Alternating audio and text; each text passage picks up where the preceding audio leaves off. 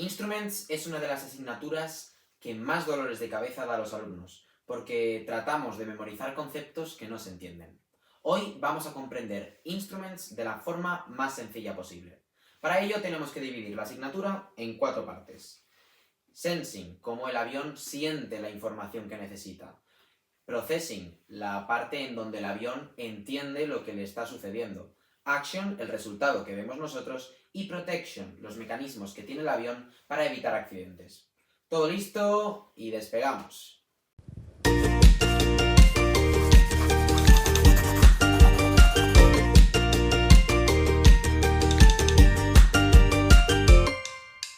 Empezamos por la primera parte, Sensing, es decir, cómo los instrumentos miden la información que les llega del entorno. Antes de que exista un display o un autopilot, tiene que haber algo que lo mida. Por eso podemos decir que los aviones modernos no vuelan con instrumentos, sino que vuelan con sensores. Y estos sensores miden variables físicas reales: presión, temperatura, ángulo, combustible, y a partir de ahí vendrá todo lo demás. El primer instrumento que vamos a ver es probablemente el más importante de todos, el tubo de Pitot. El sistema completo se llama Pitot Static System y mide la presión. Antes de volver con el tubo de Pitot, tenemos que recordar que la presión se dividía en dos tipos: la presión estática, que es la presión ejercida por el aire en reposo, y la presión dinámica, que sería la velocidad del aire. Va a ser esta presión dinámica la que nos va a interesar medir. Sin embargo, el tubo de Pitot mide la presión total, es decir, la suma de la estática más la dinámica. Sin embargo, el static port, o toma estática, va a medir únicamente la presión estática. Por tanto, si le restamos la presión estática medida con el static port a la presión total medida con el tubo de Pitot, vamos a obtener la presión dinámica. A través de esta presión dinámica es donde vamos a sacar la Indicated Airspeed, o IAS. Es importante recordar que esta IAS no es la velocidad real del avión, es la presión dinámica convertida en velocidad. Vamos ahora con otros dos instrumentos importantes. El primero de ellos es el altímetro, que nos va a decir a qué altitud nos encontramos. La fuente del altímetro es el static port, es decir, que el altímetro no va a medir la altura directamente, sino que va a medir la presión estática y la va a transformar en altitud. ¿Cómo lo va a hacer? Bueno, pues esto es un ejercicio sencillo de altimetría que ya veremos más adelante cuando estudiemos meteorología. Pero para que lo entendamos y no liarnos. La presión podemos decir que es el peso del aire y por tanto, cuanto más alto estemos, menos aire vamos a tener encima y por tanto, menos presión vamos a tener. Así que por regla general, cuanto más alto estemos, menor presión estática. De esta forma, el altímetro va a medir la presión estática y va a determinar a qué altitud nos encontramos. El segundo de los instrumentos será el Vertical Speed Indicator, o VSI, que nos va a decir a qué velocidad estamos ascendiendo o descendiendo. Para hacerlo, va a medir nuestra presión estática a lo largo del tiempo. ¿Cómo lo va a hacer? Pues muy sencillo. Va a medir nuestra presión estática ahora y la va a comparar con nuestra presión estática de hace 2 segundos. De esta manera va a poder saber cuánto ha variado y, por tanto, a qué velocidad hemos ascendido o descendido. Ojo, porque este sistema de Pitot Static puede bloquearse u obturarse, ya sea por hielo, por suciedad o por cualquier otra cosa. En ese caso, nuestros instrumentos se verían perjudicados. Por ejemplo, si el tubo de Pitot se queda bloqueado, pero nuestro static port sigue funcionando, la IAS dejaría de ser fiable. Si por el contrario es el static port el que se bloquea, el altímetro se quedaría congelado marcando la última altitud que midió, y nuestro VSI se quedaría constantemente indicando 0, ya que la presión estática no va a variar. Para evitar este tipo de errores existen alternativas como el Pitot Heat, que evita que el tubo de Pitot se congele, o el Alternate Static Source, que permite recuperar la información en caso de bloqueo. Pero un avión no solamente mide presión, hay otros factores que es importante medir. Por ejemplo, tenemos el OOT Probe, que mide la temperatura exterior del avión, y a través de esta temperatura vamos a calcular la TAS, la velocidad real del avión, es decir, la IAS corregida.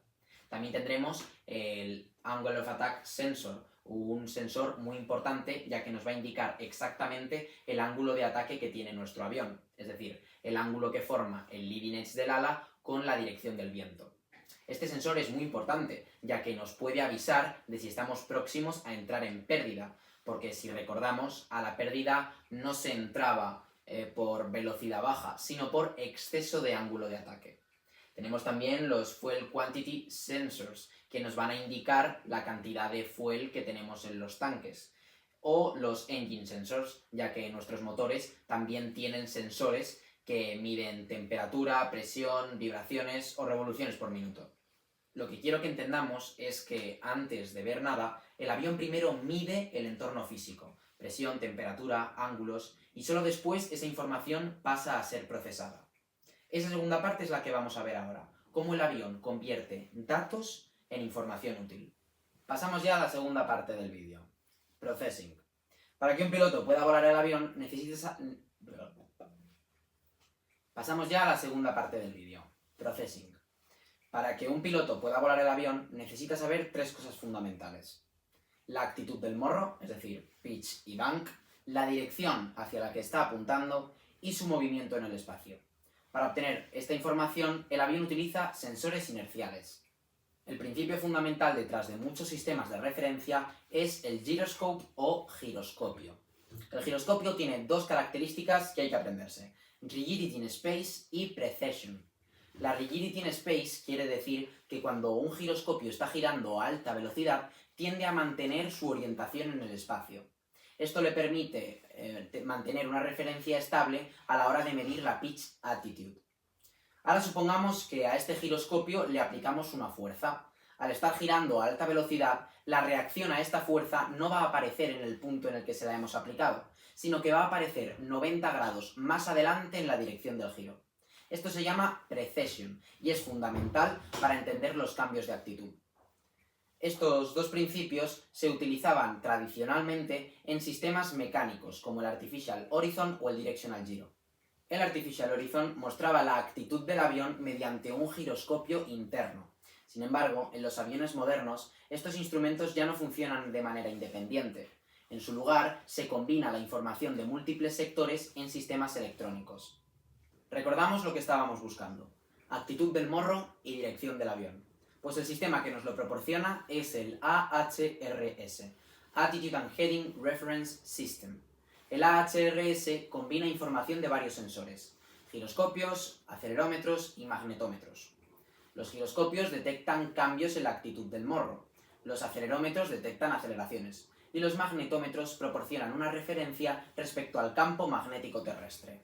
Además del AHRS, los datos de presión que nos daba el Pitot Static System se van a procesar en otro sistema, el Air Data Computer, o ADC.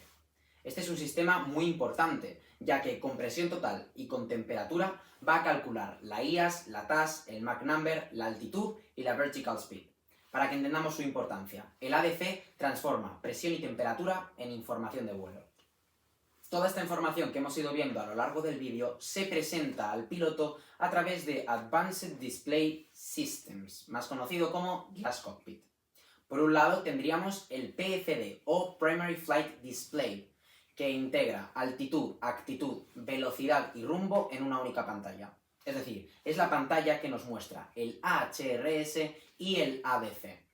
Por otro lado tendríamos el MFD o Multifunction Display, que nos muestra información adicional como navegación, sistemas del avión o meteorología. Bien, ya hemos visto cómo se mide la información y cómo le llega al piloto, pero vamos a ver ahora lo más importante: ¿qué puede hacer el piloto una vez que ha recibido esa información?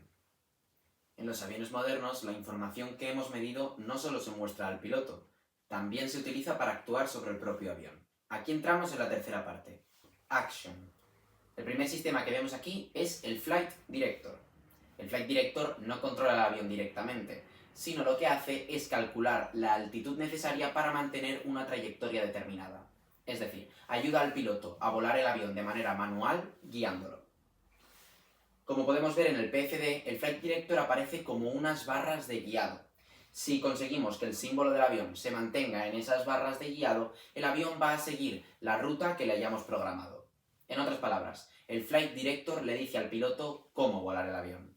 Vamos ahora con el famoso Autopilot. Mientras que el Flight Director da órdenes visuales al piloto, el Autopilot puede mover directamente los controles del avión. El Autopilot utiliza la información de sistemas como el HRS o el ADC para controlar el avión automáticamente. Podemos distinguir 4 funciones principales del autopilot. Airplane Guidance, que sería guiar el avión manteniendo una velocidad o una altitud constante. Lateral Flight Path, en esencia, seguir el rumbo que hemos determinado. Vertical Flight Path, además de mantener una altitud constante, el autopilot también puede mantener constante el Flight Path Angle o interceptar el glide slope de un ILS. Y la función estabilizadora, es decir, mantener constante el pitch, el roll y el yaw. En esencia, el autopilot vuela el avión siguiendo las referencias calculadas por los sistemas de navegación. Además del control de la actitud, muchos aviones tienen también sistemas automáticos de control de potencia. Estos se llaman autothrust. Su función es controlar de manera automática la potencia de los motores, con el objetivo de mantener una velocidad o un régimen de ascenso determinado. Por ejemplo, durante un ascenso, el sistema puede mantener una climb speed constante ajustando la potencia de los motores, y esto se hace a través del autothrust. Otro sistema importante es el trim system. El trim ajusta las superficies de control del avión para mantener una actitud determinada sin necesidad de estar aplicando fuerza constantemente sobre los mandos del avión. Esto quiere decir, pongamos que estamos en un ascenso. En vez de tener que estar tirando todo el rato de los mandos del avión, podemos ajustar el trim para que mantenga la actitud deseada sin tener que hacer fuerza. Básicamente, el trim reduce la carga de trabajo del piloto y permite que el avión se mantenga equilibrado. Como hemos visto en esta última parte, ya no solo se mide y se muestra la información, sino que se utiliza esta misma información para actuar directamente sobre el avión. El Flight Director guía al piloto, el autopilot controla el avión automáticamente, y sistemas como el autothrust o como el trim permiten seguir un perfil de vuelo deseado. En aviación hay una prioridad absoluta, la seguridad. Por eso los aviones también llevan incorporados unos sistemas que son capaces de advertir al piloto y evitar situaciones peligrosas. A esta última parte le llamamos protection. Los primeros sistemas de protección son los alerting systems. Estos sistemas monitorizan diferentes parámetros del avión y avisan al piloto en cuanto algo no está funcionando correctamente. En muchos aviones esta información se muestra a través de sistemas como el ACAM o el ECAM, Electronic Centralized Aircraft Monitoring. Muestran advertencias, fallos de sistemas o de procedimientos y ayudan al piloto a gestionar la situación. Por ejemplo, tendríamos el Stall Warning, que nos avisa si el avión está próximo a entrar en pérdida. El Overspeed Warning, que salta cuando vamos a mucha velocidad y estamos cerca de saltarnos algún límite o aerodinámico o estructural del avión. O el GPWS, Ground Proximity Warning System, que emite el famoso sonido Terrain Pull Up cuando estamos cerca del suelo de manera peligrosa. Podemos decir que el objetivo de estos sistemas es reducir la carga de trabajo del piloto en momentos críticos. Otro sistema importante de protección es el TCAS, o Traffic Collision Avoidance System. El TCAS utiliza las señales de los transponders de otros aviones para detectar posible tráfico cercano. Si detecta que entre dos aviones se va a perder la separación, lo primero que hace es emitir un Traffic Advisory para indicar sobre el tráfico cercano. Si el riesgo aumenta, emite un Resolution Advisory, emitiendo una resolución vertical, es decir, ascender o descender, para evitar la colisión. Lo importante y lo bueno del TCAS es que sus instrucciones son complementarias. Esto quiere decir que si mi avión va a chocarse con tu avión, a mí mi TCAS me va a decir, por ejemplo, que descienda, y a ti el tuyo te va a decir que asciendas, para que no nos choquemos. Vamos a ver ahora el autoland, que también podría considerarse como un sistema de protección.